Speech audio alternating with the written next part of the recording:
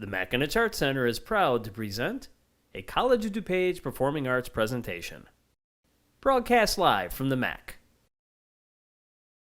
Greetings, I'm Lee Kesselman from the Music Department at College of DuPage, and it's my pleasure to welcome you to Music Fridays at noon. We meet on Fridays at noon in MAC 140 when we're not in COVID times, and online when we are. We have a variety of concerts, presentations, lectures. They involve our students, they involve our faculty, guest artists, and members of the community. We're delighted you could join us today. Today's program gives me special pleasure. Justin Gjata is a music student at College of DuPage, and he's a very accomplished piano student of Dr. Steve Havens as well as Victor Moreno. Justin will be doing a full recital, student recital, on the piano today using our brand new Steinway Concert Grand in the Mackinac Arts Center. He'll be playing works of Bach, Beethoven, Liszt, and Debussy. The program information is online right where you found this recording. You'll be able to check in and see which works and composers and their dates on that. This is our last program before we head into student recitals at the end of the semester.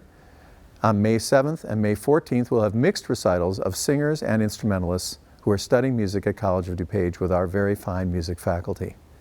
In the fall, we hope to resume Music Fridays at noon in a live situation, but even if it's online, you know that you'll be able to find entertaining and interesting programs on every Friday or almost every Friday during the academic year. Again, welcome, and I hope you enjoy the performance. Hello, my name is Justin Gjata. I am 18 years old and currently in my first year here at COD. My family is from Albania and moved to the United States prior to me being born. I speak the language fluently and enjoy the cuisine and culture. Since I can remember, I always loved listening to music, especially hearing my father play the accordion. I wanted to learn an instrument, thus my father enrolled me in piano lessons. I began piano at 5 years old and have been studying with my current private teacher, Victor Moreno, since March of 2015. As I progressed, I took piano more and more seriously, transforming from just a hobby to a career. Once I began lessons with Mr. Moreno, I knew that music was going to be the path I would go down. Throughout middle and high school, I also learned the violin as a second instrument in orchestra. Some performances and awards I have won include playing 2 piano recitals in Honolulu, Hawaii, performing in Andrews University's concert hall, performing Ernest Bloch's Concerto Grosso piano obbligato part with the Glumbard South Orchestra my freshman year, and winning the Glumbard South Senior Solo Competition with Mozart's Coronation Piano Concerto No. 26. Unfortunately, I did not have the opportunity to perform due to the COVID lockdown. I began working with Dr. Havens here at COD and have been passionate about future career possibilities from performing to teaching. I look forward to what I can accomplish with Dr. Havens and all the wonderful faculty here at COD. Thank you. My preparation for this recital involved careful reading and dissection of the different eras I am playing. From Baroque all the way to the 20th century, my task was to ensure that all the eras felt distinctly different while retaining certain elements from each other, similar to an evolution. This was a new experience for me, as I have not played a recital consisting of 4 eras of classical keyboard repertoire. Researching the 4 composers I am playing and learning about the structure and style of their music has allowed me to accomplish what I need and has helped me grow as a pianist. There are truly no superlatives that have not been used when describing what music means to me. It is not an understatement when I say that I could not live without it. From playing the piano to perpetually listening to all sorts of music, there is not a passing moment where music is not on my mind. The dissection of classical music, listening to all the different sections and instruments of an orchestra, or zoning in on a singular voice from a solo pianist is by far my favorite form of consuming music. Listening to music is not just to hear something, but rather to analyze and learn something new. For this reason, there is not a personal favorite era that I could listen to forever. While I may be biased towards some composers, there is always a time and mood for the Baroque, classical, romantic, and 20th century era.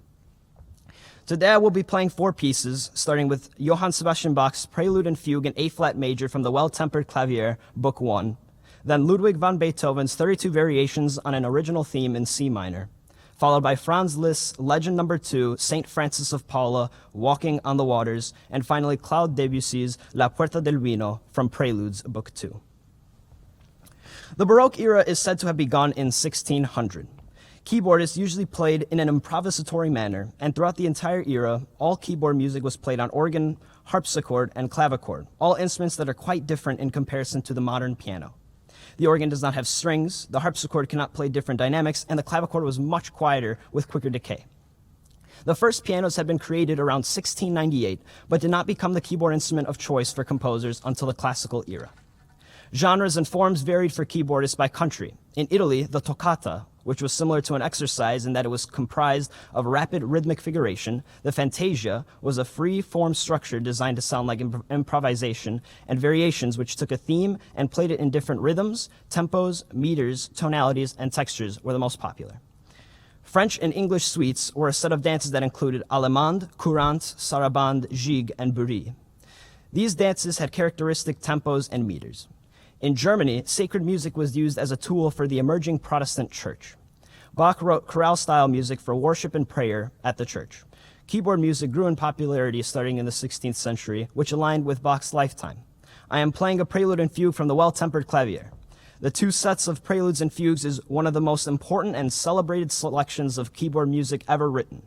From the incredible task of writing in all 24 keys, major and minor, to the most refined polyphonic music, the two volumes of the Well-Tempered Clavier are core repertoire to every keyboardist today. A prelude is positioned as an introductory piece to lead into something else, in this case, a fugue. The prelude is improvisatory in nature and therefore a free-form piece. The fugue then follows the prelude. The fugue is one of the most sophisticated form, procedure, and texture to come out of the Baroque era. The fugue is an imitative polyphonic composition comprised of as little as 2 and as many as 5 or 6 voices. The fugue I am playing is written in 4 voices or 4 layers: the soprano, alto, tenor, and bass. The fugue begins with an opening theme or subject in one unaccompanied voice. The other voices imitate the subject and introduce a counter-subject theme. The first playing of the theme is in the tonic key and then is heard in the dominant key, which is the 5th degree, for example, C to G. The interaction of voice creates a call and response kind of texture. Between some of these subject material are episodes, which are comprised of free material distinct from the subject and counter-subject. Often at the conclusion of a minor key fugue will be found a major harmony, distinct from the minor harmony that had been heard throughout the fugue. Bach is thought to have done this for religious purposes, a redemptive symbol. The attention that is needed for all the voices in a fugue, not just the melody, makes fugues a deceptively difficult form to play. While Bach did not have the extended octaves that a modern piano has, the requirement to properly bring out every voice with just 2 hands tests a pianist on control and touch. Outside of the writing, the Well-Tempered Clavier was a breakthrough in temperament, or tuning. Current tuning follows equal temperament, which allows a keyboard to play in all keys without dissonance. This is tuned by the 12 steps of an octave. While Bach likely strived for equal temperament, he achieved well-temperament, which allowed him to write his prelude and fugues in all 24 keys without harsh dissonance. Prior to this temperament was mean tone and Pythagorean temperament, which was tuned by fifths. This resulted in the Wolf interval, an extremely dissonant interval. Keyboardists cannot play in all keys with these temperaments. Although not perfect, Bach's well-tempered tuning was the final step to reaching what we have today. Bach passed away in 1750, capping off one of the most impressive careers and repertoires of a composer in the history of Western art music. The classical era comes in next with Franz Joseph Haydn. The death of Bach marks the end of the Baroque and the beginning of the classical era. This era is most characterized by the works of 3 composers: Haydn, Mozart, and Beethoven. Haydn is known as the grandfather of the classical era and worked with both Mozart and Beethoven. The latter 2 are the most recognized names in all of Western art music, amassing repertoires that are immortal. This era marks the rise of the forte piano as the main keyboard instrument, surpassing the harpsichord and organ. Although not the same as the pianoforte of today due to the quick decay and sharper attack, this gave keyboard music of the classical era a much more modern feel than the likes of the Baroque era. In terms of form, the sonata was the signature of classical music. Following the 3-movement structure of quick, energetic opening movement to slow second movement to the grand finale, sonatas were a most celebrated performance idiom. Melody is given more attention in the context of homophony, thus largely replacing polyphony and strict counterpoint of the Baroque era. Melody became more prominent, with harmony providing accompaniment. Dynamic range expanded due to developing instruments, since the mechanics were touch-sensitive. Mozart taught his students on clavichord for piano to develop a light touch, which is why his music is like handling pearls. Rhythm had some more variety, but meters remained simple. Phrasing was often simple, with Haydn and Mozart writing in phrases of 8 measures per phrase. Beethoven drifted away from 8 measures phrases and wrote different length phrases. In 1790, Beethoven began learning with Haydn in Vienna, though he had been there 3 years prior and played for Mozart, who was thoroughly impressed with his abilities. Unfortunately, this is also when Beethoven's hearing began to worsen. As time went on, Beethoven had to give up performing due to his failing hearing, but continued to write music. However, this came at a cost since Beethoven became extremely depressed and struggled to find motivation. Overcoming these struggles, Beethoven went on to write a marvelous repertoire, with his 19th century music representing the emotional turbulence he went through. This resulted in his music having drastic changes in dynamics and sometimes tempo. This is abundantly evident in the 32 variations on an original theme in C minor, which was written in 1806. The form of this piece is theme and variation, a structure in which theme and harmony are recast in different meters, tempos, rhythms, and tonality. In this piece, the same variation is played twice, but the right and left hand exchange roles, with each playing the accompaniment and the melody. Halfway through the piece is a key change to the parallel major key, C major, which still follows the structure of the original theme. The finale is made up of 2 variations that are lengthened and are played as a single variation. This piece displays the skill set of a complete pianist, from virtuosity to touch.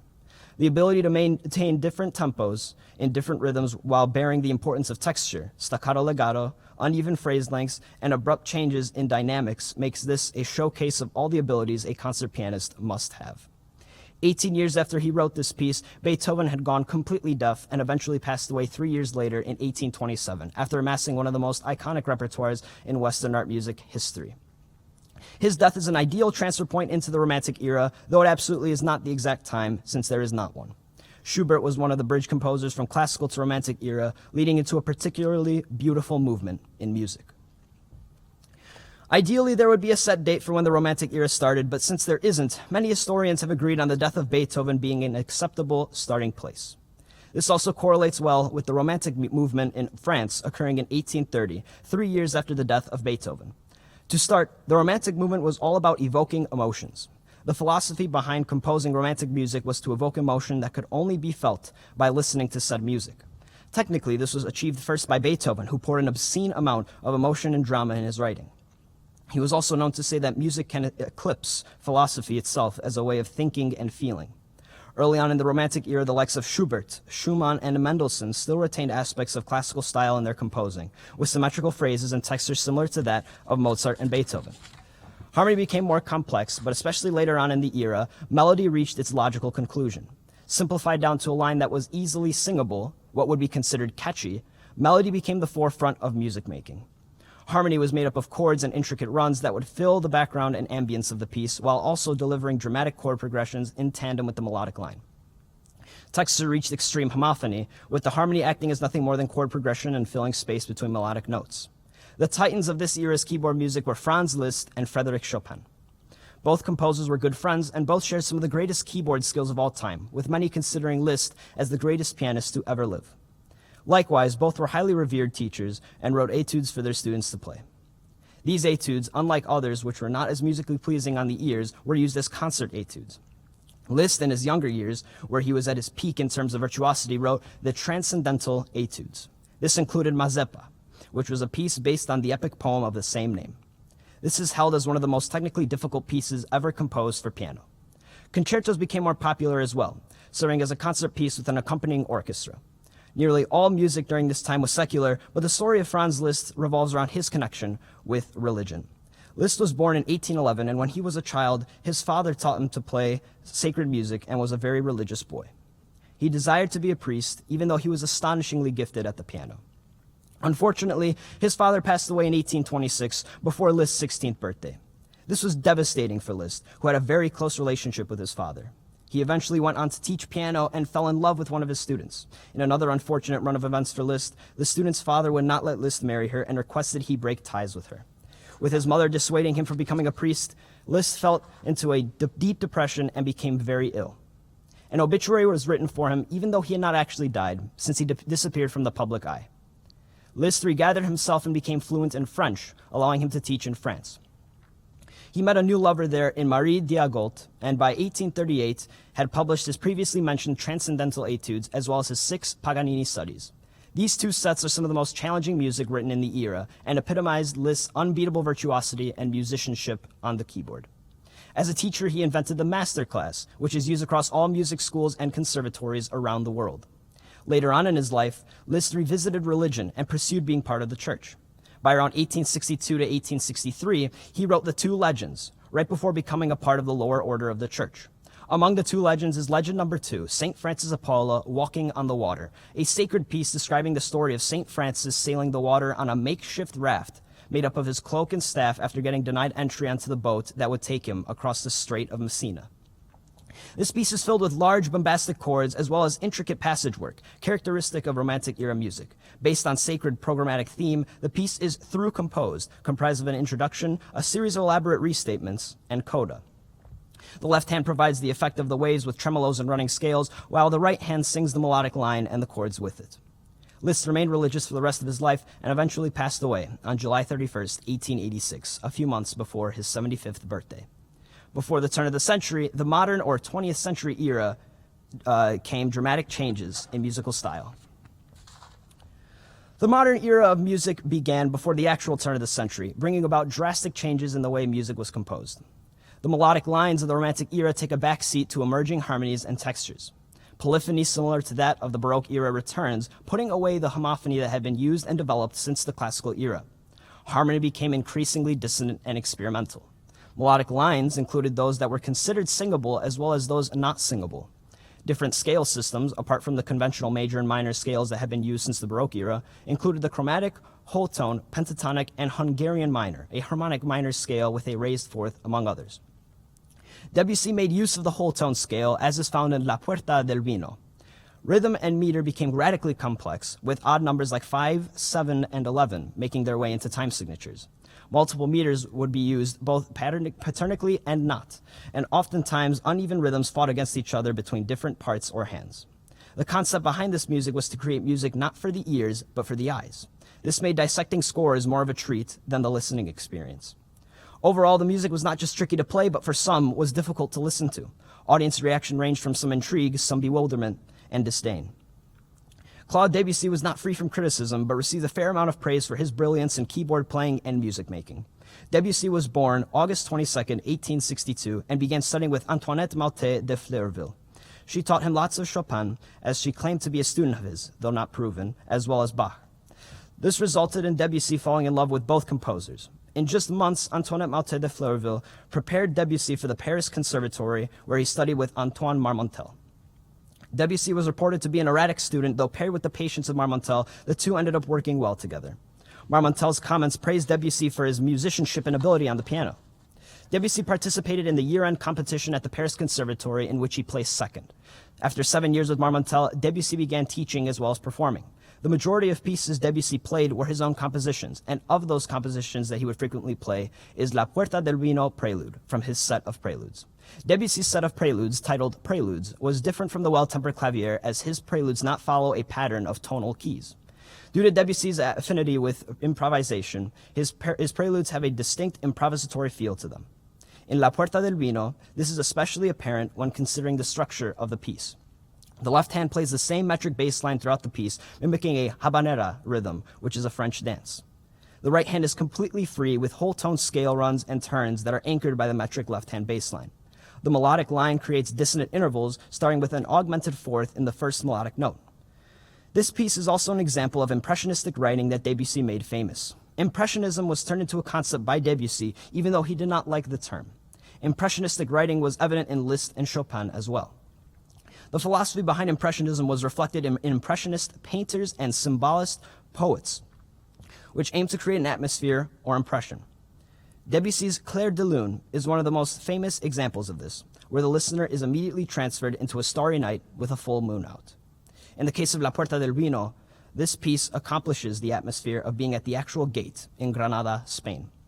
Impressionistic writing is achieved by the focus on timbre, unpredictable melodic lines, and contemporary harmonies in accompanying voices.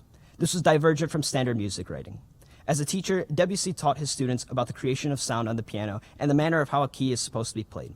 In another one of Debussy's preludes, The Hidden Cathedral, he stresses the importance of knowing when to go all the way down on the key bed versus going only halfway down to create the proper effect. Debussy died in 1918.